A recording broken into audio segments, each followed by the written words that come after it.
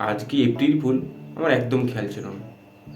আমার এক বন্ধু আমাকে ডেকে বললো যে অনেকদিন তো কোথাও যাওয়া হয়নি, চ কোনো এক পার্ক থেকে ঘুরে আসি। তো ওর কথা আমি তো একদম রাজি হয়ে গেলাম। আমি হ্যাঁ হ্যাঁ চল চল চল। চল চল চল চল চল। তারপর ও আর আমি করে পার্কে ঘুরতে থাকলাম। ঘুরতে ঘুরতে ও আমাকে বললো, ভাই তুই একটু বস, আমি আসছি ওখান থেকে, দোকান থেকে কিছু খাবার নিয়ে আসি। তো সেই মতো ওর কথা শুনে আমি তো পার্কের কোনো একটা সিটে বসেছিলাম। আর ঠিক ঠিক সেই সময় হঠাৎ করে দুটো মেয়ে যাচ্ছিল আমার সামনে থেকে।